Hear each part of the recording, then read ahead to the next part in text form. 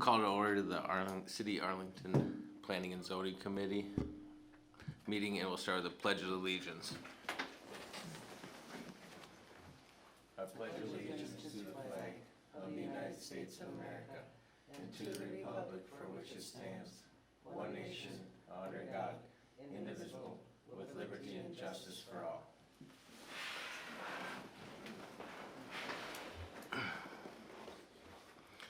We'll move on to approve the agenda for August 5th. I'll make a motion to approve the agenda. There's one addition I would like to have under the new business. I want to see if there's a definition for fence, and if there is a way that we can classify fences, because this can become a point of discussion now and then later on. Some people agree on something or maybe look into that issue. I actually have a packet for it, so we can talk about that. Yeah, we can add that. That'll be added to, Yes, yep.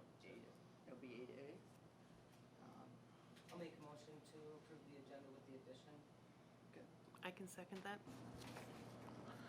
Motion approves. Agenda approved. We'll move on to approve the minutes from July 1st, 2021. A motion. Yeah, you need to take that vote. A vote for the Approved agenda. approved agenda. All right, we'll start with the vote. Jan, Yep. Just say all in favor? Aye. Aye. Same size opposed? Approval of the agenda passes. We'll move on to approval of the minutes, July 1st, 2021.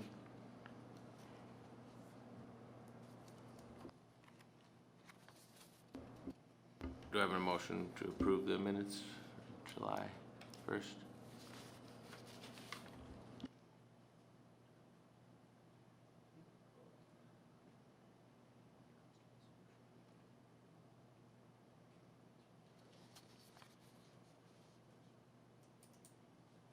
Anything that needs to be changed to the minutes? I wasn't here, so. Those neither. Oh, yeah.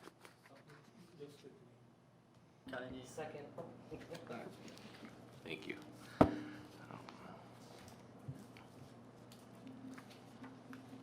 Alrighty, so then we'll move on to The vote for the approval of the minutes, July 1st, all in favor? Aye. Aye. All opposed, same side. Approval of July 1st, 2020 minutes pass. We'll move on to the discussion of the CUP for Peeps Repair. Okay, so bring that to me. So it pretty much comes down to, it was brought to my attention that the owner, Paul Ash, requested that he, given that his business has grown since the resolution was passed back in 2010, he asked for an amendment. And it was brought to my attention that in order for it to be properly amended for auditing reasons and things like that, that the neighbor would have to sign off on. So, as today, Brad and his neighbor, and I do believe that's your wife, correct? Yeah. Sorry. I have terrible faces, so I'm sorry about that. Are here just to discuss what they're looking for and things like that. And as Paul is here too, to answer what he's also looking for in the amendment and everything. And hopefully with this discussion, we can come to some agreement and get this amended. If not, as I informed Paul, then he would need to, like I said, for legal reasons and all that, he would need to reapply for a conditional use permit. So, Brad, if you would like to, step up and I'd like to hear what he's asking for first, is that possible? that's up I mean, to what you. the amendment's gonna be, so. Paul, maybe we hear from you first. I'm sorry. We've had some talk with, well, we've had a letter from Brad that we kind of know, but it'd be nice to know what you're proposing first. If you don't mind just stepping up here. Thank you, sir. And Good evening. you can turn on your mic for us. Thank you. I don't know most of you guys. I only know two faces in this room. I came here back in 2010 to start up a business. I saw an opportunity for me to start up a heavy-duty truck and farm equipment repair business because of Wayne Schmidtbauer. If you ever knew him, he had a business just right outside of town, and he did well. And I looked at that time buying him out. Things didn't work out, just between things just didn't work out to purchase that. So then I looked at other opportunities. I looked at the property of where I am currently at, and I was going to do things properly of what you should do. So and I came to the city and said, hey, I'm looking to start up a repair facility. Can I do this in my property? Yes, I can. So then I went through the process, filled out just a general thing. What are your proposed things that you're going to do, so on and so forth. Come to a planning and zoning meeting, and then I basically get a pamphlet like this with all these details. And I'm just like, wow, this is nothing that I even agreed to or nothing, all these stipulations. And then there were some things that I agreed that I would do. One was to build a buffer between me and the neighbor because I am zone I-1. And in the zoning, when you're in I-1, you have to have a buffer, either dirt, fence, or tree, or whatever between commercial and residential. So I put that buffer in that was above and beyond which was requested. Requested was just a fence. And I was proactive about it. I might have been a little bit slow on getting it in the time frame. I started out here, didn't have much to have. It gets back to, I bought the place. I remember going up and buying a set of used tires for my wife's car with the last $100 in my wallet. That's how far stretched out I was. And the business has grown. I've done it on the side for a few years until I built the business up to where I am now. Now we're overwhelmed with work, with what we can do. We can't keep up. You can't find help, nowadays. I agreed to do the trees and all this, but all these little things that seem to keep coming around seems to be the issue at hand. So there's a lot of things that I would like to see changed. I think I built a good, if you want to say, a good standing in town, with relationships with a lot of, say, local businesses. I pretty much do business with, say, the city of Arlington, the Arlington Fire Department, the Hagamiller Lumber, pretty much anybody that's, I do stuff with big stuff, not automotive, Everything I do is big, nothing is small. And so I don't know what, I want to keep it short and sweet, but that's basically where I am, I'm a repair shop, which is allowed in that zoning. I-1 is what everything that B1 or B1 can do, which every other automotive repair shop in town is. And I think the only really I-1s is me, Hutch Co-op, Scott Equipment, Semstone. That's the only ones. And the next step would be I-2. That's only Seneca. And where else can a person go? I bought this commercial property in order to do what I want to do, to service heavy-duty trucks. That's what my background is. I grew up on a farm. I'm a farm boy. With all that being said, yes, there's some sidebacks or downfalls to, say, a neighbor that is close to me. There is going to be some noise. That is all gravel road. There's been dust complaints about that. I've been proactive. I've been laid, a few times. I laid clear rock from the railroad tracks all the way into my property, which is a city street. The city has never ever maintained that road coming into my property. I've always taken care of it. Half the time I do the plowing of it. I've never came to the city say, this needs to be attention, I've always been, no, this is for my benefit. I've hauled many loads of gravel and rock in to do that. I did hook up to the city sewer and water to the back. That was part of basically supposedly the 2020 infrastructure or the thing. So we did that back in, I think it was in 2012. So we are hooked up to the city sewer and water now. So like I say, it's kind of, Also, you know, the whole property, the neighbor's property, they live on a gravel road too, and next to the Hutch Co-op, so. And I planted arborvitaes, they're 15 feet tall now, you know, I don't know how much more of a buffer could I ever do. You can't even see across from it, you know. You might hear some noise, but they do filter out the dust as much as you can. I don't know what else to do, you know. What are your operating business hours? Well, I said 7 to 7. I'm not an early bird. And, you know, there are some evenings, 8, 9 o'clock, I am there. I don't work through the night. I mean, when I started out, granted, I worked at night, but I shut the doors then, you know, to be considerate of the neighbors. It's what I've always, you know, everything I do, it seems like I always gotta be considerate. Well, they're right there. Well, we gotta do this. Yeah, we're gonna grab a gun, make some noise. That's what I do. You can't get away from it, you know. 7 to 7, is it just Monday through Friday or? Monday through Friday usually, and I do work on the weekends, and some weekends I do work on personal stuff out there. I come out, you know, so. And we're in a agricultural industry, you know, and I service the agricultural, you know. I do the farming, you know, so I'm right there with the farmers, you know, so I don't want to work on Sundays, but they're just always, if I don't have nothing to do, I am working, you know, that's kind of my schedule, you know. If there's something to do family related, you know, we go and do it, you know. I'm a family oriented person, have a wife and 3 children. 2 of my boys now are actually working right alongside with me at the shop.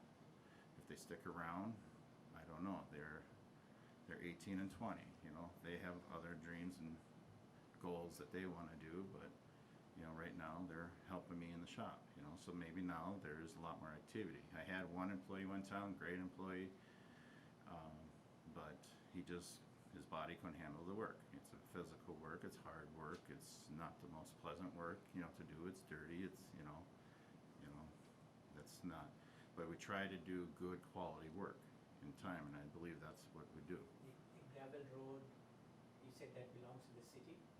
The road that comes into my property is a city street, and it basically, Have you ever approached the city to see if they can, you know, put a pitch or tar that so you don't have the customer? well then, what Just you do, asking this question. Have you ever spoken with the city and asked if they no, can I've consider never it? done that, because, well, there's Circle Drive, and a few years back when Stemstone came in, I remember getting a letter, it was a survey, saying if people were interested in paving that road. Well, it must have never went through. I know I got surveyed, and I was against it, because it was like, well, is there enough traffic there really to do that, and I don't want to be assessed to that. So here's the thing, is between the 2 properties, that is called Circle Drive. If you come off of Highway 5, and then Circle Drive technically comes in and circles around behind Hutch Co-op and Scott Equipment. That was Circle Drive. The previous 2 owners went together and say, hey, let's vacate this roadway between our 2 properties so the road doesn't get built between us, because things change. And then I believe, my understanding what happened is when they took the sewer line from Green Isle, that ran on the backside, where everybody just kept driving on that, and then Circle Drive kind of ends where, not really technically my property, but the property of Hutch Co-op, and then, you know, and Brad's property, and then that's a different city street that basically goes north and south.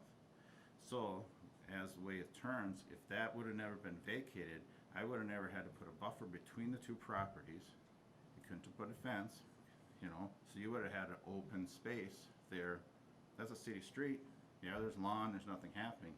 So because that was vacated, then you had to put a buffer in. So I put the arborvitaes up. I mean, the arborvitae is a green tree. I don't know if you guys have ever been, you know what an arborvitae is. You know, they grow 15 feet tall. They're almost 8, 10 feet, you know, wide. You know, I don't know what other kind of, you know, vegetation to put in between the 2. So. That's a good one to use for a screen. Yeah, there's, It gets thick. in the pictures I sent, you should be able to see the one particularly, not the one with the numbers on, but the other one where So I basically have planted the trees from property stake to property stake, and then I J-hooked it back in to actually have more, say, visual sheltering, so you can't see the, you know, what's going on in there. You know, of course, they've got planted in 2 stages. Some are shorter, some are bigger, but they all have been growing over the years. So are you looking to add more parking space, storage? No. Expand your building at all, or? Finally, if we would go through and do a new conditional use, I'd probably get a larger square footprint, so they just have a little more, so you have more indoor storage to what the property could. I mean, in my conditional use, there's for 8,000, I think might bring it up to 10,000.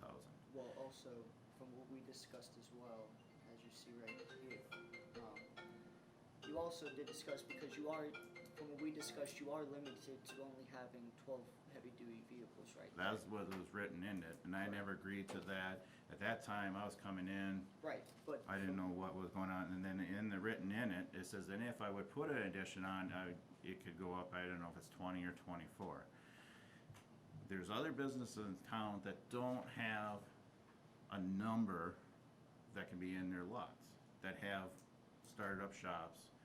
There's one thing for 90 days. 90 days, okay, that sounds great and dandy, but 90 days comes and goes too quick. The city itself, just take an example, not to point fingers, the city itself at the power transfer station, they own that power transfer station. They pulled all of their, transformers out and set it out right on the side of the road, and it just looked like a mess. That sat there for 3/4 of a year. They poured concrete in, and before, it got done, and how many months later, and all of a sudden one day, something comes and put it away And quick. from what we discussed, Paul, just to help better clarify, is particularly in the conditional use permit, it does state that he is actually limited to only having 12 heavy-duty vehicles there. Hence, with the one picture I showed you, he clearly has more than enough space for 12 vehicles there. I own almost 2 acres there, and I have all these trees. So my whole property is surrounded with, trees. On the north side, there's evergreens that are quite tall and are wrapping around, and then on, you could say let's just say the east side, because it's a weird crooked lot, it's like a big pie. On the east side, there's big, ash trees, wherever this goes between me and the Hutch Co-op, and then on the south side, I planted all the arborvitae hooking around. And what you're referring to the 90 days is pretty much when it comes to the unlicensed and the scrap and stuff that's on your property. Particularly, he does have, when I did tour, he does have one scrap vehicle there that is his personally, that he uses for materials and things like that. And he also does have some scrap and things as well. As you look on the picture in the back a little bit, there is an area for that, but from when it looked, now granted, from what I saw, he does keep it screened. It is out of sight, particularly because there are trucks blocking and things like that. So that is. So all they say, you want to say the mess is the farthest away from the residential. I could have put that stuff on the backside right next to their house. There's a big open area there. We still have that, as grass area. And if I would do an addition, that would be on the backside there, in the lawn area. So if you want to say the mess or the scrap or the junk vehicles, it's always on the very north. The business that I am, you're going to have, say, a vehicle that you parted out, you pull this. But usually about once a year, we kind of do, if we get caught up, all of a sudden, today, let's clean up. And we clean up, and we load up and haul it away, we'll get pallets of brake drums and then pallets of, where we have barrels where we put the scrap in so it's easier to dispose of it. I've been looking at trying to get like a roll-off container to make it easier for myself, and then it's all more self-contained, I'm not throwing that idea. I'm always a person, like I say, we try to be professional, we try to do good work, the place, when you drive in, we can always get a full semi in our yard and turn around. Say you could count out and there's 30 some vehicles, you still can get a semi in and turn around and out back to the gate. So that's always, the number of vehicles, like I say, other business weren't held to that, say, quota number, it's a commercial property, that's what the property is used for. The building was built back in, say, I think it was 74, actually by Chuck and Tim Hagemiller, going way back, and then, Butch Lifton built it, he had road graders. Well, the building got built for the maintenance and repair of his road graders. Then the guy bought it. and they stored vehicles out there. And then I bought it from Steve Geib. So back in say 2008, 2010, maybe there wasn't a whole lot of activity there. The neighbors came and bought their place, and because they actually, when they bought their place, they had to drive physically through my property to get to it. And they didn't know that when they purchased the property. So I don't know what the issue is. It's always been an issue with me and them. I never had discussions with them, what it is, whatever I've done, I don't know. I just came there to make a living. I'm not getting rich off of it. I'm making a living. To put a lot of restrictions and say to get the state involved with this and that, that's just going to drive me out. I mean, I think I'm a very valuable asset to the town and to the community. I'm a member of the Arlington Fair. I'm a member of the cancer cruise because I'm a cancer survivor. You could say myself. I've been through a lot of hurdles in my life. So like I say, I'm here to work with you guys, but there's a reality to go along with it. And like I say, I remember saying at the 10 years ago when I was here standing for it, it's a different group of people, and it says, when you purchase a commercial building, you have to be considerate to the residential. But the residential also has to say, well, I just bought this place right next to a commercial, so I have to realize and taking some with this, and no different as somebody buys a house right behind Seneca building, and then they come to here and to say, well, I don't like the noise that they make and the smell. I know you guys have had to go down through that hurdle. So you had your commercial property before the neighbors moved in? What's that? You had that property before your neighbors moved in? The neighbors were there for first, then I bought like a year later. Okay, so when you bought that property, then did you have a talk or were there any rules asking that you need to let the neighbors know that it's a commercial property and it's a type of work you need to do? It was a commercial property. Yep. When he Yep. purchased It was a commercial property. Okay. Actually, I remember going through my survey, and the house next door was actually zoned commercial at one time.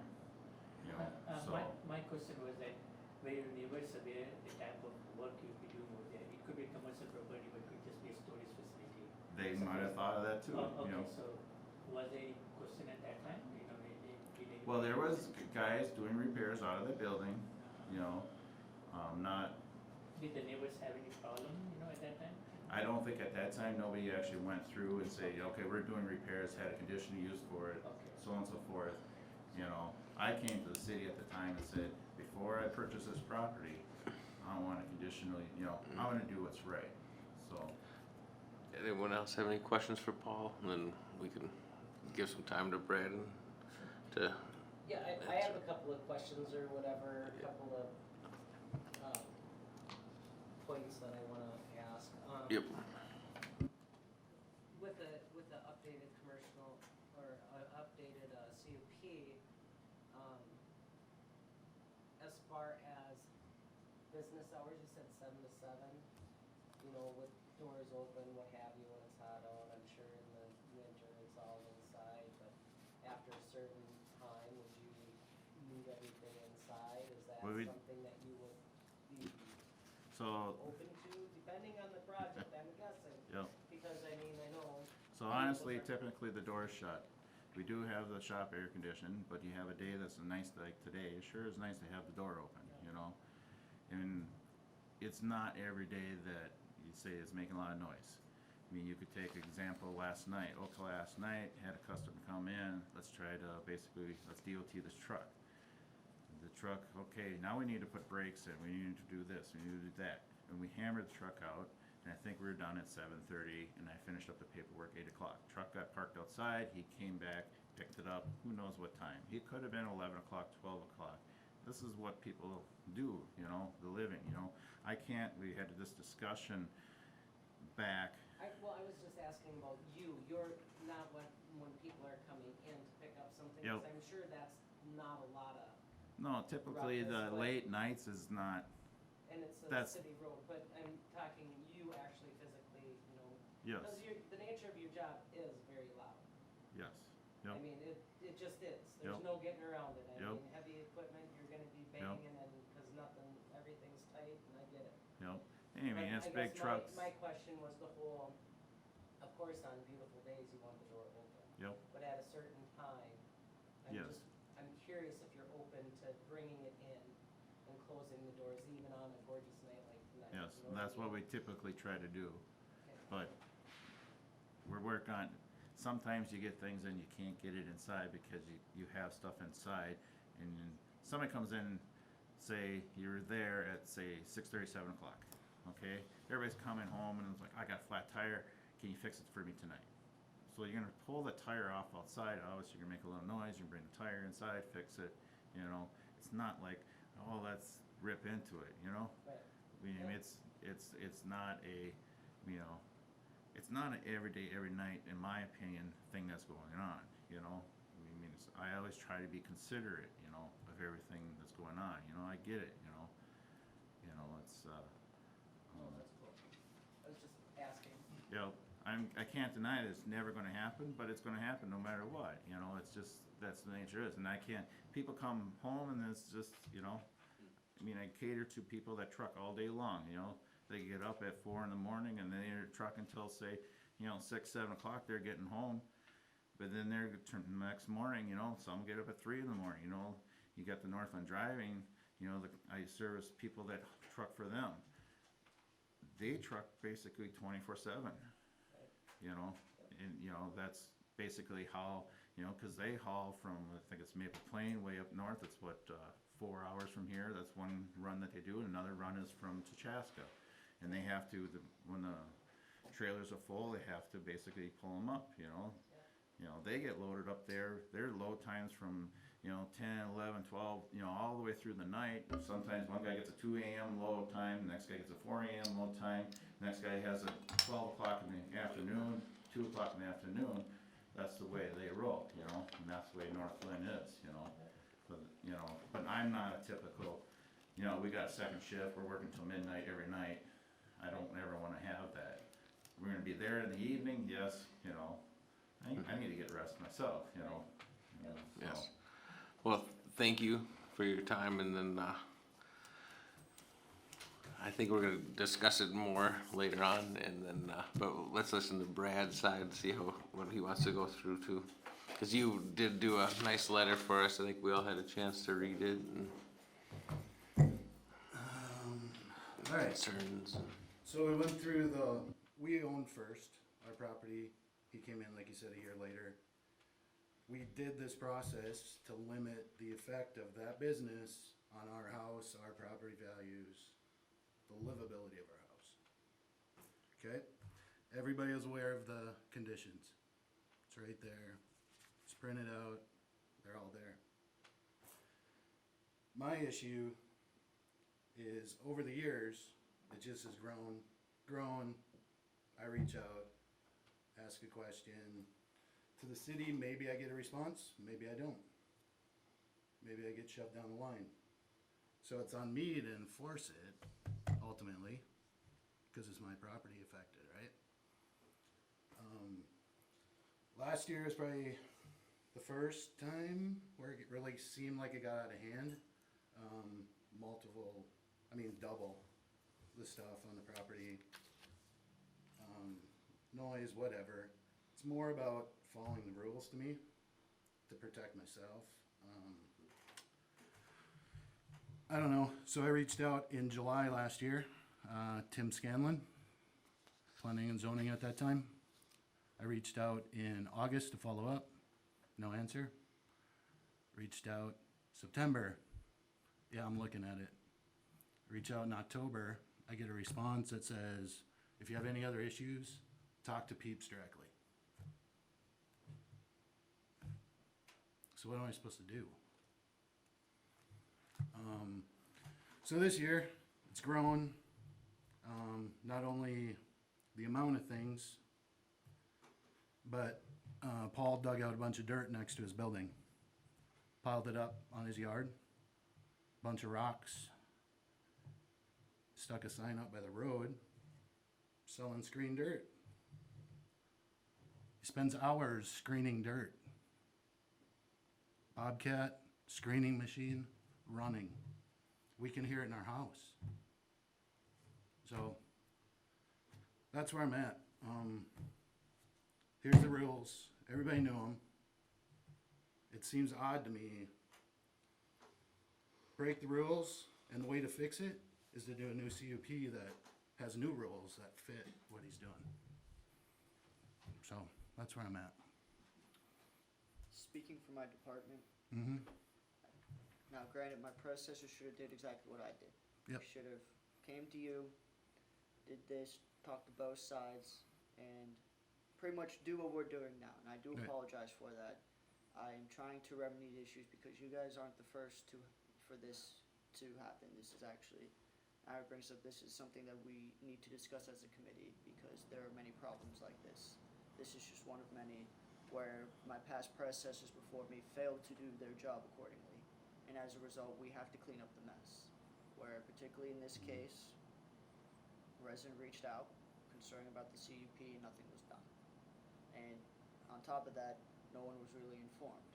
And when I say informed, I'm talking about Peeps Repairs was not informed of the situation or even asked to, given that the business is growing, looking at this CUP, given that it's grown from what this was said, if he would want a chance just to be fair, because he does have the right to ask for the CUP to Yeah. be amended. If I can interject though, I feel like the only reason he's asking is because I complained and you went to the property. It wasn't proactive. He didn't come to you. He didn't call you and say 2 years ago and say, my business is growing. I need to alter this. From my experience, sometimes if people don't enforce the CUPs, Right. this is the thing. From my experience, they weren't necessarily called CUPs. They were variances. And sometimes, if the department did not enforce the variance and lay down on the business screw, they kind of just went along with it. And because most of the time, there's always a breakdown of communication when it comes to situations like this. And sadly, this is one of those situations where there's breakdown of communication, where I don't believe due diligence was done accordingly, or things weren't taken into consideration. And as a result, you have someone like me who actually does do this, has to clean up the mess. Because particularly when it comes to industries and stuff like this, I can't speak for Peeps Repairs. At the same time, we do, as legally and to be fair, we do have to ask them if they do it, even if they did not ask us. They still need to provide the opportunity, just for legal reasons and things like that, because Sure. they have that right. And I can't tell someone that if they don't want relief or anything like that, because sometimes it does actually come to that. So, and I understand your frustration. I mean, to be honest with you, talking to both of you guys, there's frustration all around because I believe my department did not do their job accordingly. Literally the breakdown and came to this was because my department did not literally do anything about this. I don't think, from the records that I have read and stuff, I don't think the person that was doing the CUP did it appropriately, because I have 3 to 4 site plans and not a clear cut on how things were supposed to be done. There was no clear cut, I mean, minus the CUP being that there's no evidence to show how we got there. Even with the minutes and everything, it doesn't really show clear cut. And on top of that, from what you've described to me, there's really no one that has done their due diligence to try to remedy the issue, and it's just grown. And that was my worry when we started this whole thing. We have a house. We have to protect our investment, protect our quality of life, our kids, being able to be in the yard. And that's why we went through all this. It calls out exactly what can be done on the property, how much stuff can be stored on the property, in what manner, where it's supposed to be. And it's This is just the thing, it ballooned. doesn't- We're the three CUP does not- times the where we were. The CUP does not specify where he can actually park and things like that. There are slight errors in the CUP where certain things should have been addressed, which they were not. Yeah. And that's the thing. There are errors as well with it. And on top of that, like you said, it was just, I believe it was just more, particularly my predecessors did not take this seriously, and as a result, here we are. Sure. But the stuff that is clear in the CUP, I mean, we're probably double, 2.5 times as many vehicles that are supposed to be on the property. Right. I mean, the storage stuff, the IUP, there was a landscape plan, it calls out in here, in some of the minutes, I want a storage container, I want, all this storage stuff to put stuff in. I'm gonna screen it all so nobody can see it, but it's just all those things. I feel like if I don't address it, I'm cutting my own throat on my property. I'm just letting it go. So, Well, when it comes to particularly the outdoor storage, this is the thing. When it comes to outdoor storage, it's actually very contradictory to even our own code, because it says in here that he can have an interim use permit and up to 5 years. Well, Yeah. clearly in our code, you can only have an interim use permit for 1 year. So this is where there are errors, because people have not done, because the people that were doing this did not do, in my opinion, kind of just I just don't want those errors to cost me Right. bigger than And- it should. And So, as we discussed too as well, particularly with noise and vibrations like that, he does follow from what from particularly the stuff that you've sent me and everything, he does follow the 7 to 7 thing, particularly even with him siphoning the dirt and stuff. You have not provided any evidence to show that he's doing it past 7 on any days. Therefore, when it comes to the noise and vibration, that is more or less out of the city's hands. that when the CUP says use of subject property shall be limited to the following, And it as doesn't say dirt. well, and as I explained to you before, technically the selling of dirt is permitted in an I-1 district. But isn't it more of a mining operation when you're sifting it for hours? I mean, we had a lunch on a Sunday. Well, We're outside eating at noon, and they fire up at 12:30, and you can't even hear the person talking to you well, that's how bad it is. this On a Sunday. on a Sunday. I understand that, and that I can't speak for that. What I can speak for is particularly what this thing. I can't speak for that, and to be honest with you, that is not something that zoning can do. That is more of a neighborly dispute, and Yeah, but then so I'm following this. I'm reading this. 10 years ago, I read this. This is what's allowed. It's limited to this. So that tells me we're gonna repair trucks, we're gonna store stuff, and we're gonna sell parts. That's what we're doing. correct. And he needed the CUP because in an I-1 district, technically that's only permitted in an I-2. However, if he would decide to sell dirt there, that is technically allowed in an I-1. It is permitted use. With another permit? We No, don't. that's just permitted use. It's permitted a by blanket. right.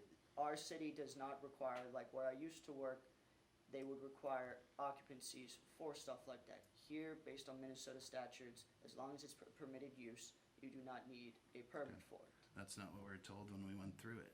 See, this is where I struggle because it's and affecting me. Well, and that's, And that's part of communication, right, to help you guys understand exactly Right. what that is, before you even bought the place, right? Because Wow. before you guys bought It it. was just storage, people coming once in a but while. But it was still zoned as the Yeah, same. no, we So- understood that. Right, but I mean, Yep. the potential for something Mhm. even, dare I say, worse than what you're dealing with could be right next to No, you. and I'm okay with what he does. Well, I'm just saying, yeah. I mean, there's a potential, right? Yep, and I'm fine with that. Maybe limited hours on weekends, you But, know, but I mean, don't work. why do we have rules if halfway through the game we change the rules to fit what's happening now? That's my problem. Well, if you're talking about like the dirt thing and doing that sort of stuff, if that's permitted through the I-1, then Yep. it's like a blanket, right? So he can do all of these things in I-1. What this is talking about, in Right. my opinion, how I read it, is that these are the things with what he's specifically coming in and doing that he needs to follow, right? Yep. So those are, like, these are the restrictions from the I-1 that we're putting in place. So everything else that's in the I-1 isn't restricted. Okay, so then the only opportunity I have is every time he does it, I call the police and do a nuisance noise Well- report, or what's my, I have a question. Yeah. Is he doing it every Sunday? I mean, is it? no, it's every- hit and miss, but we're Hit and kinda miss? hostage to it till we don't know when it's gonna happen, Okay, and that's the I problem. didn't know if there was a. It doesn't happen when it rains, when we're not outside. you know, Well, it but mi- in the that- summer when we're out, Right. you never know. Well, what it might be, because I did bring this up because was speaking with the city attorney on other things, and this was brought up. When it comes to certain things like that, it more or less would have to be, it would be a gentleman's agreement between you and Peeps Repair. Yeah, that particularly if you would like maybe have events or things like that, you would more or less, from what the attorney has told me, there needs to be a line of communication, because particularly in certain situations like this, really, that goes beyond what my department can do, what the city Sure. can do, and that, because when you brought it up to me, I was actually curious to see if we could do something like that. Technically, it's illegal for us to tell someone they can't work a day. However, if you two would create an arrangement between yourselves, that is something that you guys can do. But we have literally no authority over it, because we don't have that's just not okay to do. Sure. Otherwise, it falls under the noise, right? Well, yes. I mean, within here, we it has do- to adhere to state noise, Well, right? as I stated with you beforehand, when it comes to, we do have our own nuisance things, but that's more around like 11 or midnight. Yep. What I was referring with you is it becomes more of a state matter where Yep. you would have to reach out to the state and see if they meet the proper noise and vibration decimals Sure. as well with that. That's when it becomes a state issue, so you would have to reach out to them. So a certain level for, is it 10 minutes? I don't know. I read up on it a little bit, but, We went through all of this with Northland, oh my oh, gosh. sure. So they have, different hour, between 6 o'clock and I think, is it 10 o'clock, Amy, what was it?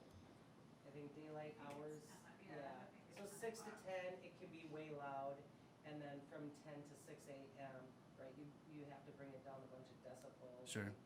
And then, they bring out equipment to test for like a 2-week span, so with it being, what we dealt with Northland Drying, since it was an operation that was constantly going, right, we could read it pretty well. Mm-hmm. Something like that, where like you said, it's hit or miss, you just don't know when it's gonna happen. Mhm. It'd probably be kind of, I'm not discouraging you, but it'd be probably kind of hard to, I'm You don't open, get I'm open something for on- anything at this point, as because we far can as hear that it in our goes. house, right, and it's ridiculous. right. Fix trucks, do that. Get rid of the dirt. Yeah. Stop doing that. Yeah, I mean, Can- I guess if you were in his shoes and you're trying to make a living and do what you can Yeah, to but, do your own business. but kind he, of but thing. he just said he's overwhelmed with work. So get rid of the dirt. Are you making $100 a load? Well, I mean, I don't know, I guess.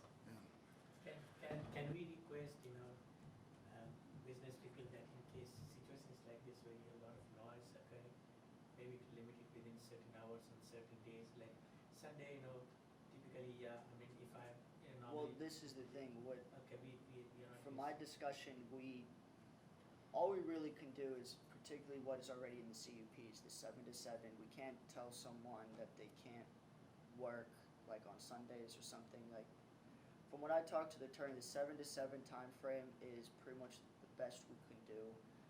Beyond that, it would have to be a gentleman's agreement between you and your neighbor, and like I said, in this case, it would be Peeps Repairs. Like, it would be something that you guys would have to pretty much come to agreements with, because like I said, it goes beyond our scope of authority. So can it go in the next CUP that the properties only use it for this, and if, Well, or if it's not? if it's a permitted use, Right. it really would not, the CUP wouldn't affect it at all. That's the, that's the underlining issue is. Being the industrial zone, Right. he can move the dirt no matter, we couldn't really stop him in this, even with the CPU.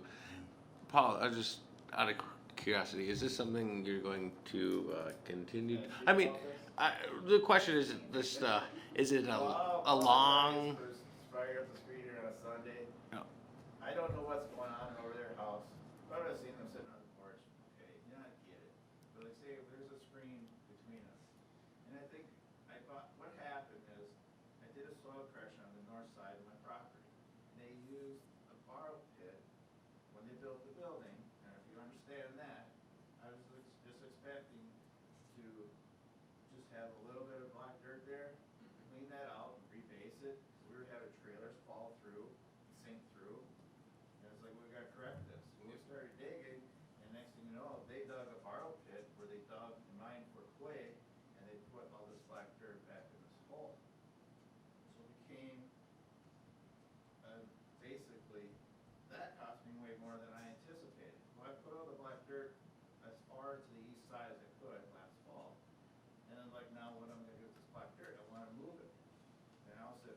build onto, say, onto the east side, I need to correct that area too. So I bought myself a screen black dirt, and actually sold to the city a load of black dirt. I'm only selling a load here and there. I will limit myself to the screening to only during the daytime hours. You know, I think what I did is I forget my days because I'm always working, and I was like, I'm gonna try this thing out on a Sunday. It's dry. Let's make it work. You know. So my promise is I will not do it on Sundays. We'll do it only during the daylight hours to be considerate. You know, and then basically, like you say, it's right here. I have under your zoning, you know, in a I-1 district, you know, building materials, sales, and storage Is permissible. Is permitted. Yep. I can run a cartridge and express facility. Cartridge is the transportation of goods. Yes, You yes. know, an express facility is how you want to enter that. So I can move product in and out under this I-1. You know, is it freight? They don't say if it's freight, if it's materials, or whatever.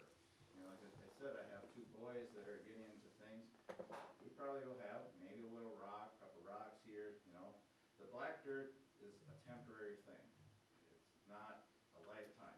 I might do it a lifetime, but I want to do it off-site. So I wanted to correct what's on-site, get that out of there. You know, my apologies for the Sunday afternoon, you know, that'll stay limited away from that, you know, so.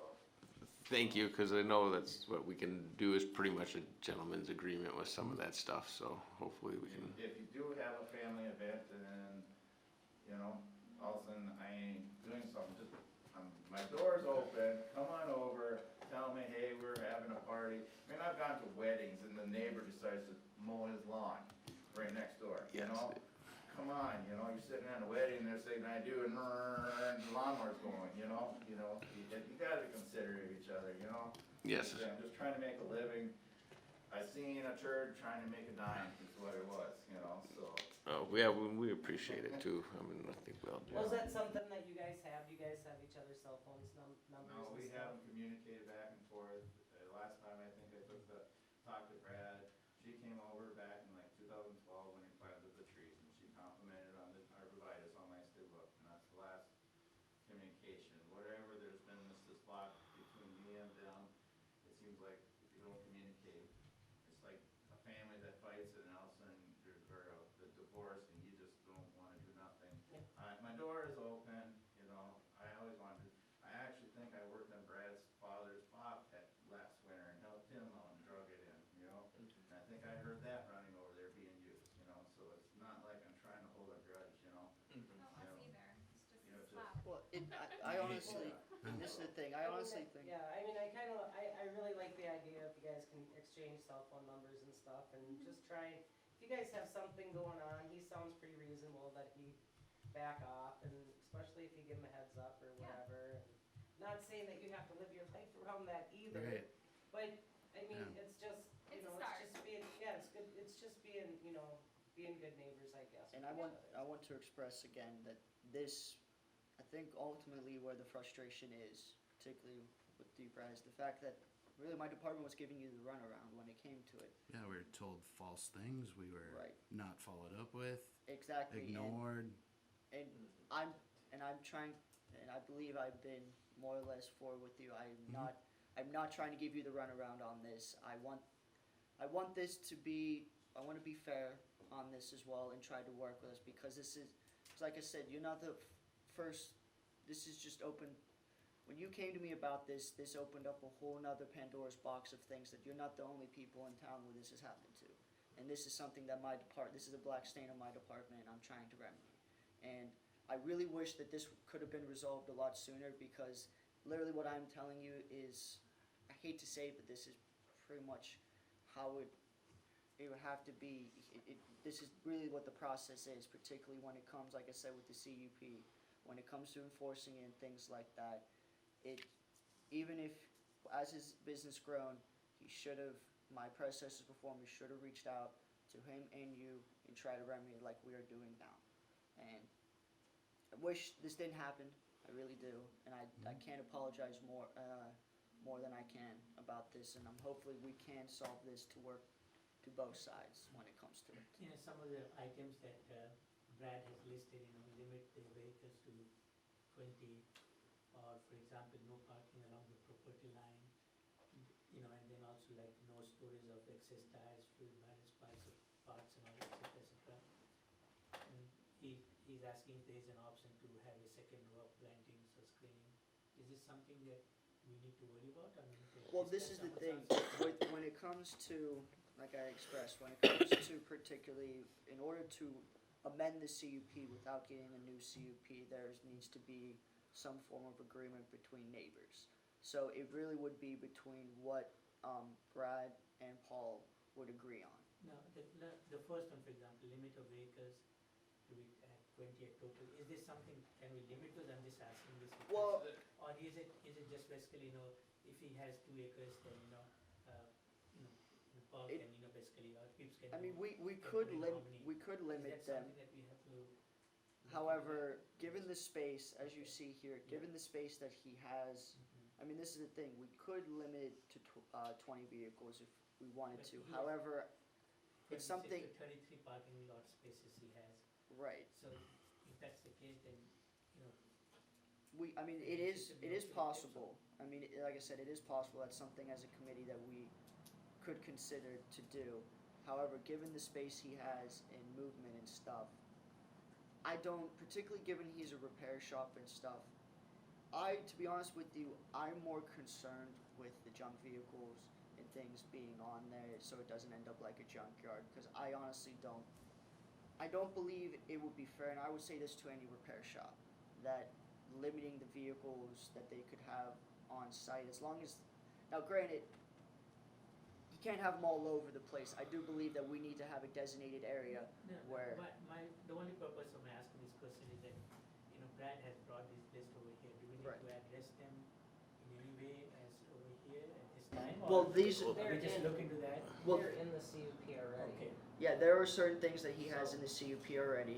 Okay. And like I said, it's actually more between Brad and Paul. If Paul would like to follow, like particularly off these, and Paul would like to follow. However, if he doesn't and wants to request other things for the CUP, he has the right to do that. So it's more or less along those lines. So they could come to an agreement on what they would want. How that is where this discussion is. So like, Brad wants to limit it to 20 vehicles. If Paul is okay with that, that could be one of the stipulations. However, I can't speak for Paul, and I'm not sure. So it's really more up to what Paul would want to agree on. If he doesn't want to agree with these stipulations, then we would have to go through a whole new CUP and have that here. The way it stands right now is that basically all, Brad and Pips will have to work this out.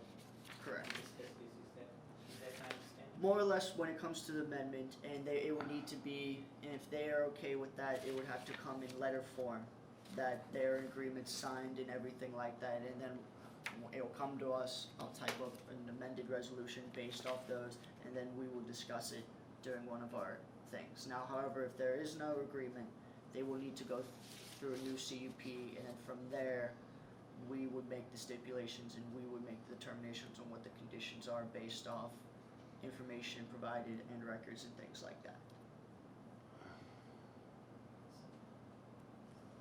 So that's the thing. I mean, it really just would boil down to more or less that.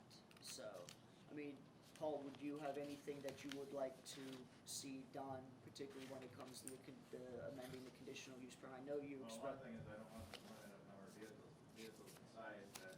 No, I just brought The this up. 90-day thing, Yeah. I want that thrown out because 90 days comes and goes. I actually talked to a repair shop that he came in here, bought a shop in town here. He went through and got a condition to use. He doesn't have a limited number of vehicles, and he doesn't have the 90-day thing. And the committee at that time agreed that that is unrealistic because say you work on something and you want to get paid, and it happened to myself, a trailer sat in my yard for a year and a half. The guy never paid me. That happens. It happens more often than you want to believe, and it can happen on multiple things, so. No, I'm with you. I mean, all I want to make sure is that we have answered, Brad's concern and Pips is also satisfied. And as a committee, we just kind of Right. better understanding, you know. And if there's something that we need to do, then maybe we ought to do something. If To be not, honest, or we just have to wait and see what, you know, how the relationship evolves. it would That's fine, you know. at this point when it comes to it, given, like I said, this should have been done many years ago. This process, given Brad has some concerns brought up. Yes, certain things aren't being followed in the CUP. However, Paul from Pierce Repairs has the right to ask for an amendment, given that his business has grown. Sure. So when it comes to, as it stands right now, it's more or less you two will have to see if you can find some agreement. And if you would like, I would be more than willing to sit down with both of you and maybe we can flesh this out. Did you give him that list? Yes, I did give them. So he has it. Yes. So I'll just wait for, Yeah, Paul's I did reply give to I that, did give so- Paul the list as well. Okay. So, like I said, as it stands right now, I will also state too that I would like an answer by at least within the next couple of weeks, because if we would need to do a new CUP, I would need at least 10 days, because 10 days beforehand, so I can publish it and all that good stuff. Mhm. So 10 days from our next one. Our next meeting is September 5th, I do believe. So you guys have some time to work it out. Give me a second, sorry, I'm just trying to figure out when our next meeting is.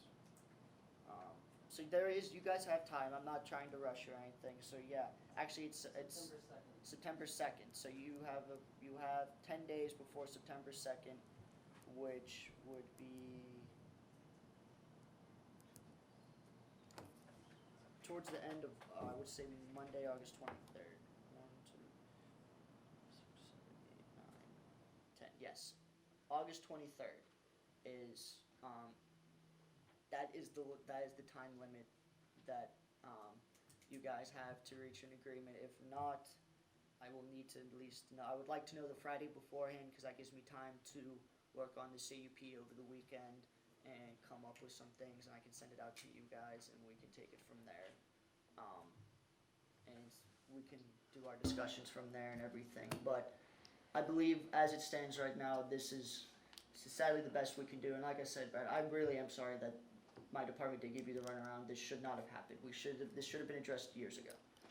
And it's just, I have to clean up the mess, and I will do the best that I can in the limitations I have with my department and with city code to work to make it fair for both parties on this. so when we did the original CUP, the other neighbor had to be invited? Well, with, So can we amend it without that? well, What do you mean? Within 350 feet, right? Yeah, Well- you have to put it out there Right. well, to everybody. with an amending, I do believe with the CUP being amended, it's more about the neighbor, the closest neighbor, because like we did with the veterinarian clinic, it was the neighbor right next to them that they signed a letter saying it was okay, and we were able to amend it. I don't believe we would need other neighbors involved in this. Now, if we would need to do a whole new CUP, if you guys couldn't reach an agreement, we would do a new whole CUP. That would be a public hearing, Yeah. and that's when we would send a letter 350 feet around. I get you. So what you're hoping that's gonna happen in the next couple of weeks is that you guys talk, see if you can find some common ground. If you can, then bring it here and we'll update. Yeah, And they, if not, then he's gonna come and say, this is what I want, and that's, right? yeah, just That's the two scenarios. pretty much Yes. what To Michelle's, be yeah. frank. Michelle's correct. You guys just shoot me an email with stuff like that. I'll then send it out to the committee. We can take it from there. If we want to, we can do like a little mini workshop discussing it too. If we do end up doing a workshop this towards the end of the month or so, we can incorporate this into it and talk about it and go from there. Which I don't see that being an issue. So, but with that, does anyone have anything else that they would like to discuss on this?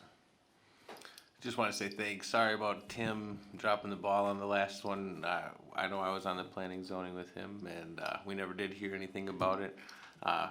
Phil definitely seems to like his job a lot more. So we're hoping that we can, get a common ground, and we'll get on this. And Sure, and I think best that's we where can we do. started this thing. It's just been frustrating through. He's got to make money. That's fine, but let's just have it laid out and let's follow the rules. Mhm. That's where my frustration comes in. Yep, and hopefully we can work together Yeah, and let's agree on that come to these something. are acceptable rules. Mhm. So I know where I stand, he knows where he stands. So I feel like I was getting the short end of the stick. So not being listened to or anything, so. No. Well, we're glad, thank you for coming and voicing it again. Good. Especially with us, since we're fresh to, I am fresh to this case, so thank you. Alrighty. So with that, we move on to the discussion of the zoning map. And this more or less comes to my overall. Thanks, guys. Thank you. Thank you, have a good one. My overall issues that I have been finding with the code. The map particularly, there's, really what it comes down to is the R3 district. It does not make sense.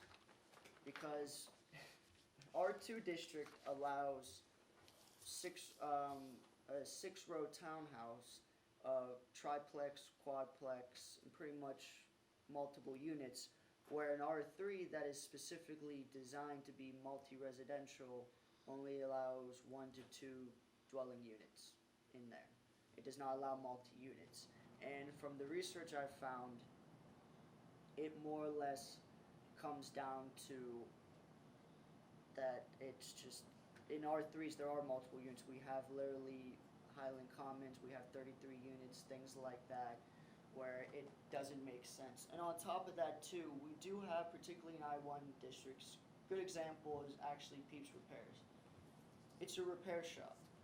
This should not have to be this should be allowed in an I-1. It should not just specifically be allowed in an I-2, which I find strange because an I-1 district, an I-2 district is a general industrial district, and if you also look at a B1, it's a service business district, and repair businesses are service districts. So I don't understand. I'm not sure where my predecessor's thinking was when they were doing the map and when they were doing certain code things. It's just we need to address certain things, and also particularly in R1 districts as well. We do have a good chunk of R1 districts, but they do not allow row housing. For some strange reason, they don't. And like I said, this goes beyond where I think we need to have a workshop on this and dive a little bit more deeper into it. Because like I said, there are, particularly like, want to emphasize particularly Peeps Repairs.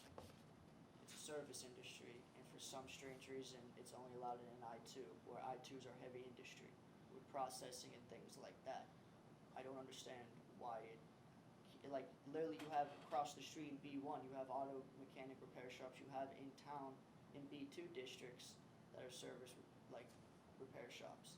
Well, if that was already how it's zoned, it probably never got rezoned.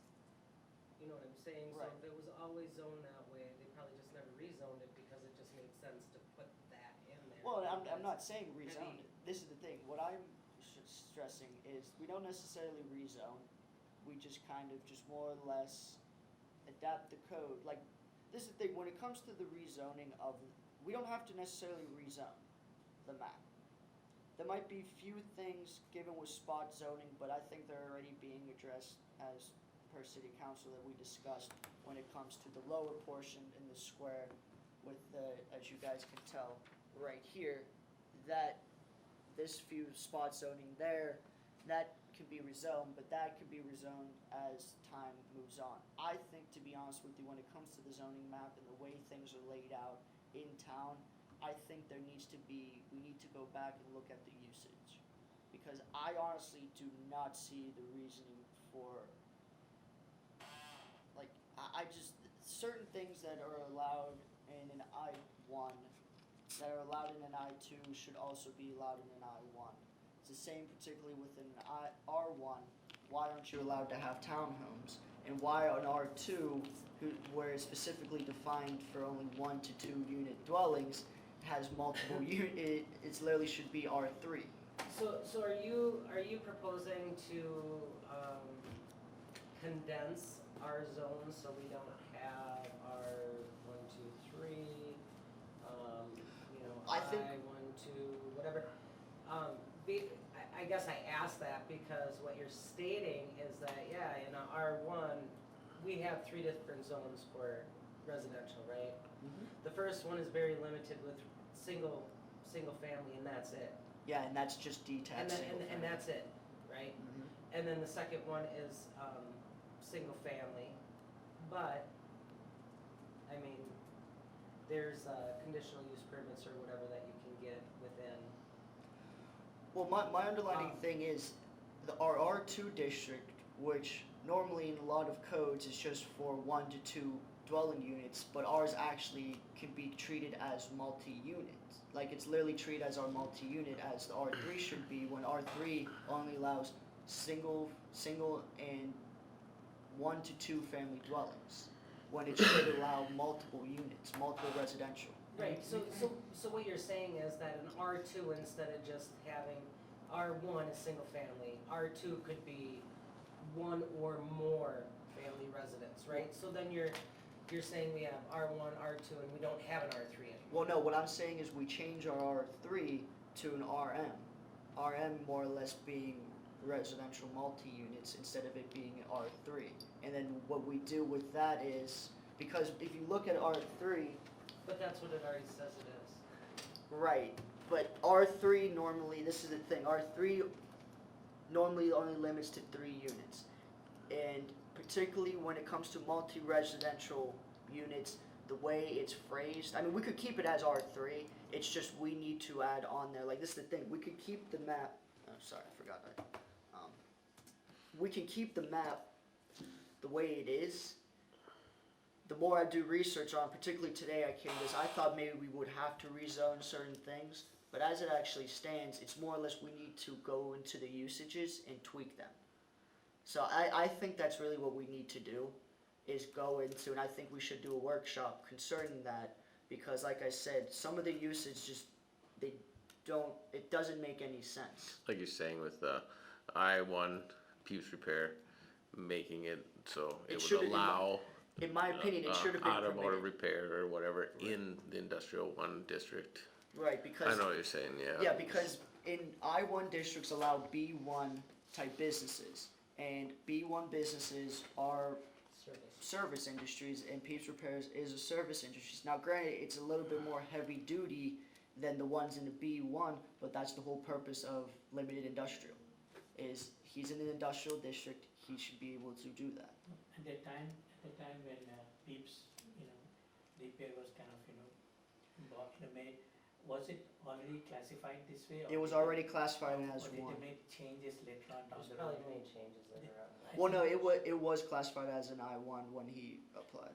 Okay, right, but I think that there has been changes made to each of the zoning areas. Oh, I see. Since then. I've been a part of I see what you're saying. So he's okay. revamping a little bit of what is allowed and what's not allowed, also adding different zones. Right. So yes, so things have been reworked probably Yeah. since And, he's been here. and so he was granted, the permission to But do his business over there. right, and I mean, I can't speak for my predecessor, but as I gather more information, there's a lot of inconsistencies when it comes to particularly my one predecessor that was more or less involved in this type of stuff. And like I said, we don't have the time today to discuss it. I think it would be wise to do a workshop concerning it, because there's certain things that need to be addressed with that. And I don't, there's really nothing more to dive more into this. It's just I wanted to bring this aware to you guys, and maybe we can go from there Sure. concerning it. Mhm. So, right, instead of having like conditional uses, just have them uses of that. Permitted by right and things. Yes. Can I speak about this? Oh, yeah. So I've been doing a lot of research with this, basically, and I was reading it, it's like the I-1, which I am, Yep. it's same as the B2. Yep. I-1 is only me, Hushko Scott Equipment, according to the map. And I've been looking at different properties to this town, of investing in this town. This is, what we're talking about here is making a life decision if I want to invest more into this town and have more business ventures, Because like I say, I have my boys, they're very they wanna invest in this town, and I wanna invest in the town, I don't live in this town even. I live in Cologne, I came to this town, you know, but this town has treated me well, and I wanna work for this town, I wanna do the town good. So, like I say, I was looking at the zoning map, and I've been looking at a couple other properties to purchase for storage of my personal stuff, or some of my own equipment, and so on and so forth, you know. And what I think is kinda crazy is, I am an I-1, which can do what the B1 service district, which is you have your auto repairs pad, you have Bravo Motors, you have Maverick Auto, you have Pad Auto, you have the Performance Shop, they're all in the B2, they're all repair shops. Now I'm in an I-1, which is above that, Right. where I feel I have more restrictions than in the B1. That's where my frustration is. And I know, you know, just like talking about this, I asked Philip about, can I run a trucking company out of my yard? Well, after I was looking up what can you do in an I-1, you can run a cartage, which is the transportation of goods. So technically, your express facility or building materials, technically, I can run a trucking company out of my I-1. Okay? Can I maintain my vehicles if I am a trucking company without a conditional use? Yeah. You see what I'm saying? Sure. So there's kinda, it's not laid out, but then, you know, Well, the thing is I think when we were going through and looking at the different zones, leaving them vague or more wide open without being very specific, we thought at the time was leaving, you know, the door cracked open for this, that, or whatever, right? yep, Mind you, with that planning and zoning person that we had at the time, it was more about being more restrictive and putting more, yep. restrictions on everything and everybody. And that's where I'm And- kind of falling through. Yeah, And and like I I say, I think- apologize, I've thought about, I've talked to like Jim Highland when he was in Right. town Yep. about, you know, this just didn't happen overnight with me, and it's between me and Brad. They're one of the neighbors, they're gonna bitch if they can bitch. So if you write something down, they'll find something, they'll find it, and they'll complain about it. You know, that's where I'm coming from, you know? Right, but I, you know, getting back to my point, I mean, that was, you know, quite a long time ago, Yes, right? and I believe When all these this had rules- just gotten adopted shortly before, Yep, and then, and I can tell you that this council or the council right now is, not really a huge fan of all the restrictions and all the,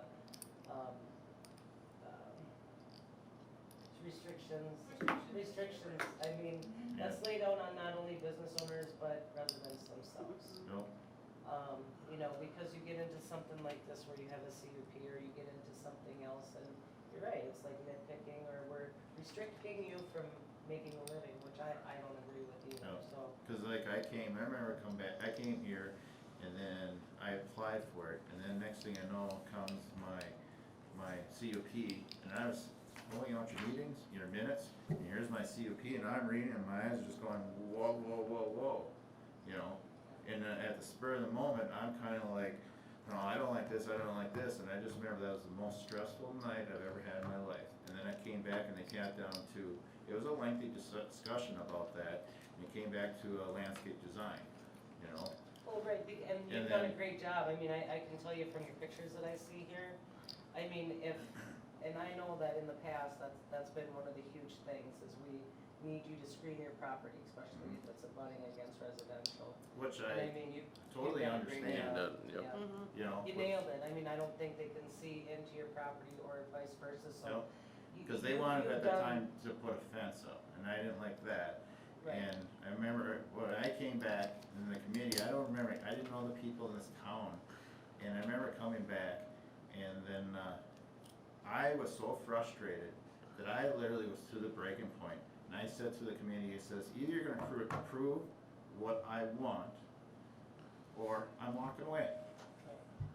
And then I remember the guy that sat right there in your seat, he says, I see no problem with what you wanna do. I make a motion to do it, and it got unanimously approved. And I still remember your predecessor, you know, planning and zoning lady, the look she had, she felt defeated because she wanted all these restrictions. You know, and she went around town and she after I moved out here and talking to other businesses, well, she stirred the pot. And, you know, she drove business out of here. And that was one of my things is, I came to this town when there was nothing going on. There wasn't a commercial property sold at that time for 4 years. And I came in 2010, you remember what, 2010? Yeah. Nobody did nothing. And I took a chance with this town, you know, and, you know. Well, and I appreciate you being here, honestly. I mean, we're trying to, change the tone, you know, than what it was. And I think, you know, Amy I've heard great things about, you know. doing a great job trying to do just that, right? Instead of being, Nope. you know, standoffish and, you know. Because like I say, I work with a lot of We wanna- people. I think yeah. you work with Tony Hawk. Yeah. I do a lot with that guy, Yeah. you know, more than anybody really could imagine, you know. Yeah. I kind of joke around, he's like an old dog, you try to keep kicking away, it keeps coming back, you know. Right. Well, this He's is, hard on his stuff, huh? Yep. this is the Good for underlying. you. So that's why, if you're looking at the rezoning, I'm glad, that's why I stuck around, I didn't walk out the door, because Well, this I is feel the- my input is important for this Right. town for this, you know, because when I just reading it, it's just, why is it, and it doesn't, your zoning doesn't make sense to what is actually physically being used in the properties, you know? I mean, you look across the street, you know, in B1, you know, where the Robinsons are, that bought Claire's shop, you know? They're a trucking outfit, you know? Basically the same thing with what he's using for mint, you know? They gonna grow, you know, that's between the two of them, there's, you know, Cole and Dakota, great guys, you know. And I think Phil definitely bringing up the discussion of this zoning map will get down to hopefully changing that Well, this is the industrial. thing, just to wrap this portion up, this is a deeper issue, because, like I said, the amount of stuff that I've sifted through these records, it's just ridiculous, and we don't have to be honest with you, we could spend hours on this, and it's a deeper issue that, as a committee, we need to discuss, and thank you, because when your issue came up, this is one reason what made me dive into this more. I mean, there's a lot of these zoning minutia instances that are popping up that we as a committee need to address, because we're gonna see a lot more of these if we don't nip it in the butt now. And I feel if we can address this and take this to council, because if we have businesses keep wanting to come in here and trying to grow this town, this will just blow up into something that I literally grew up in. And you don't want that nightmare, trust me. This is one reason why I moved away from the town that I grew up in, because it got to a point where no one got permits. Everyone just did what the heck they wanted. It was pandemonium. And we can't afford to have that. And like I said, I will reach out to you guys tomorrow. We'll figure out a time that works best for everyone. But I think as it stands right now, we should just let this lie and then address it, because there's more that we need to address. And I appreciate your input, Paul, because you Yes. were one person that made me think of this and actually had me dive into this more. And as I still dive into it, it's just, words cannot express the annoyance that my predecessors have created for us.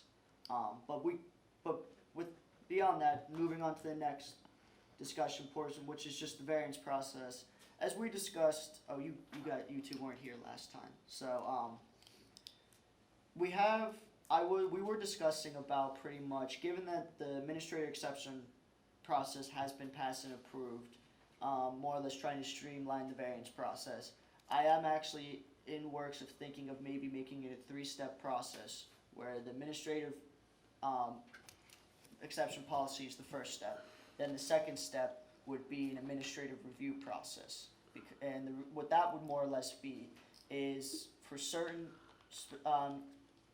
things, and to be honest with you, it's taking me actually a lot more time to do research. I can't really give you any clear-cut things on it. It'd be more or less for like streets, things that were within the street setbacks, particularly easements and things like that, more or less commercial area. Like if people want to build like accessory structures or things in commercial areas, they will come to us as a board, and then from there they would present a case, we would discuss it, and from there we would determine if they would need to go through, if we believe they would need a hearing, or if they would need to get letters from X amount of neighbors or letters of approval for the scope of work they're doing, just to help us cut down on the public hearings we have, and also because I don't think, particularly with certain scopes of work, particularly in commercial areas, if they're like major things, then yes, I believe they would need a CUP. Like if they're adding like a whole nother section onto their business or anything like that. But if they're just adding like minor things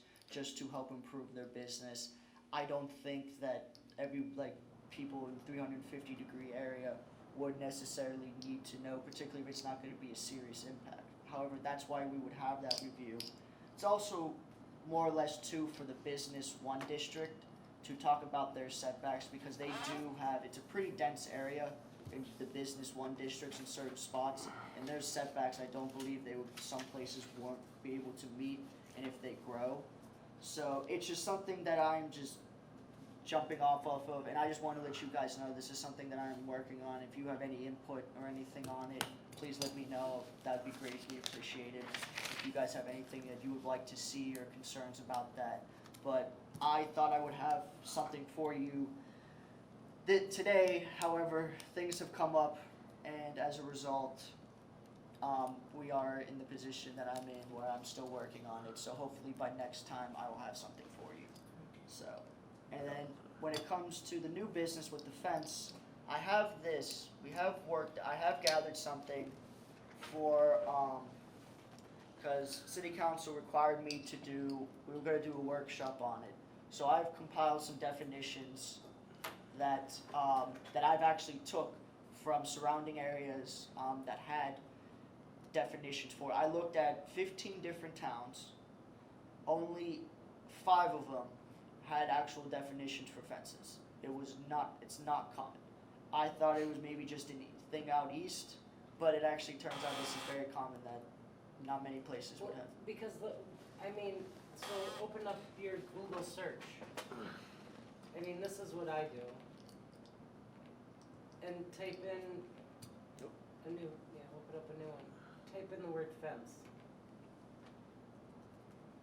And then look at images. No, not definition. Just type in the word. Now look at images. There's your fence. I know. This is why there's not many definitions for it. However, I'm not trying to be smart or anything like that, but Yeah. Michelle, I'm 100% in agreement with you. It's just, as we've all aware, as things progressed, there is not a quote clear definition of offense. So, I think to cover us as a town, and not to resort to what has happened, that is currently happening now, we more or less, because, case in point,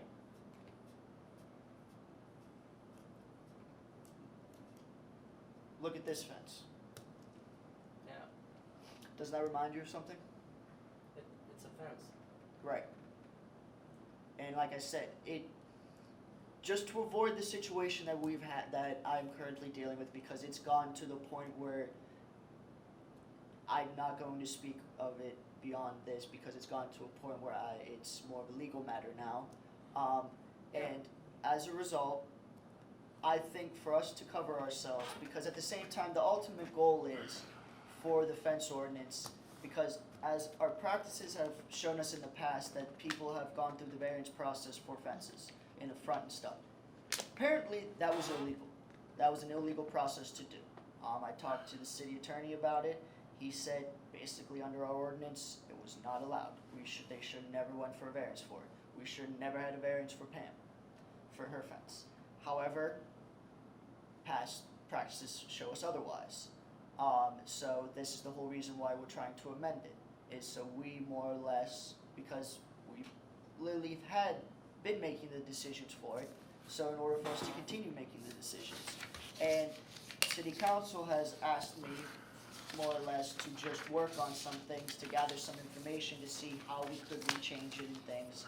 To be honest with you, out of all places that I found, us and Green Isle are the only 2 places that don't allow front fences. Which Green Isle, Green our Isle? sister city, don't allow front fences.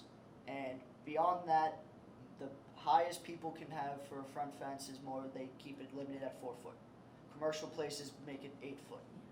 and things like that. I mean, this packet, I can send you guys this packet if you want to sift through it, but this has Gaylord, Henderson, New Auburn,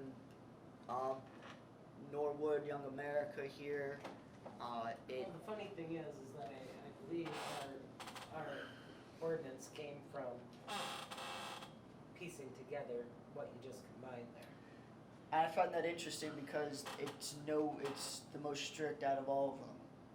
It's actually, in my opinion, Well, Green Island. well, right, I'm not saying that, but things are pieced together from all of them.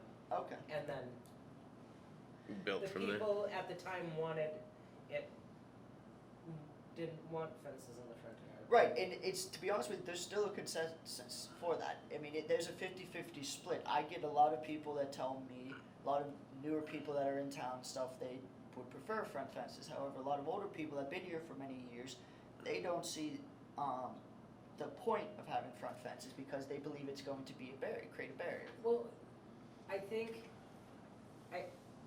the reason behind not wanting a fence in the front yard is because maybe in the backyard or your side yards, right, if it deteriorates, which most fences, are wood, you have to paint, you have to, I mean, not like the materials that we have today, right? They become an eyesore, and people really have pride in this town. Right. So a way to get around it is not to have the fences in the front yard so they don't end up looking like crap. And a few, I think. Well, I mean, No, it's a good point. and to expand off you, a few people have actually told me, given that there would really be no clear restrictions on the fence, they didn't want to see a lot of chain link fences that weren't aesthetic. A lot of people here are really into the aesthetics. They want things to be aesthetically pleasing. They want to match the house and stuff, like particularly with the fence that we've had the issue with. A lot of people actually don't see why we're going against it because it's nice. It blends with the house, and I have to inform them it's not that we're more or less against that. It's the way it was done. That's the thing. It's the way people. Ultimately, I think I made it very clear when I started here. It's the way people go about things, and as long as you follow the code, my goal is to make the code very straightforward and simple for people to follow. Because I don't want issues that keep popping up, because it's a waste of my time and our time when we need to plan for the future. Sadly, however, us trying to plan for the future is not helping when our own state is dragging their behind when it comes to the census data, which is going into the next topic, which I just want to keep you all updated. I don't know where the heck the data is. I can't do anything. There's literally nothing I can do. I don't think I'm going to have at least any type of amendments by October 1st, to be completely honest with you. Because we're also, I found out we're in a time where the lines are being redrawn in states, and this is probably one of the worst times to look for census data because there's a lot of turmoil when it comes to it. So, but with that, going back to the fence thing, I would say this is out of our hands at this point. We did all we could with it, and based off the definition that was provided for me as I presented, this would be a fence. A fence is a fence. That is, and from what he tried to present from little small sections around town, you just see trees and stuff, saying those weren't fences. I found a permit that literally states that addresses those being fences. So we've had a pretty clear line when it comes to those. I think we're good when it comes to the definitions. Is something that we have really no authority over it. So therefore, we have to leave it at City Council to determine. Once City Council determines that we have the authority over it, then we worry. But until then, let's wash our hands of it. Can I Because just make a statement about this whole fence issue? Of course, yes. okay. I mean, it's Well, public. or no, It's a public meeting. You can I make a mean- statement if you like. a statement or something. Yeah, yeah. I've had more people approach me and say, you are in the planning and zoning committee, and this whole fence issue is probably the most ridiculous thing they have ever seen happen in this town. And I'm always like, our hands are tied, our hands are tied, our hands are tied. and that's pretty much where it's at. And I say, well, at this time, there's nothing that we're able to do about it, and then they get into the subject of, why would anybody want to move to Arlington if they can't even have a fence? And then I'm like, my hands are tied, I'm tied, but And this this is a waste of time and money for the taxpayers, that this has gone this far. and I'll say what I said on the record before. It's not the fact that there's a fence there, it's the Right. fact of how they approach it. Absolutely. Mhm. And that, I am clear on the record stating that they just decided to go one route, and it wasn't the route they should have went. With that, let's just leave it at that, because it's gone beyond Mhm. things that we should not discuss anymore, given legality. Right. So with that, if you want to adjourn the meeting. No, Joe added something to the agenda about, The definition of offense. Oh, yeah, that's, Yeah. Is that clear? I mean, do we need to actually well, I mean, if you look at the zoning, ask? in the zoning ordinance, there's definitions of setbacks, there's definitions of a lot of other things. Yes, yeah. So by just adding fence and then a short sentence of a definition of a fence Mhm. probably would not hurt. which, like I said, it's this point, it's a city council thing, 'cause it's a city code thing, so we have really no authority, as the planning and zoning committee, it's not under zoning code, it's under city code, so therefore They'll add the Right. fence or and more. when it comes to definition, to answer your question, Joe, about definition, they will have to determine what it is. So it's more or less, let's just let it lie, we got more important things to deal with. Sounds good, yes.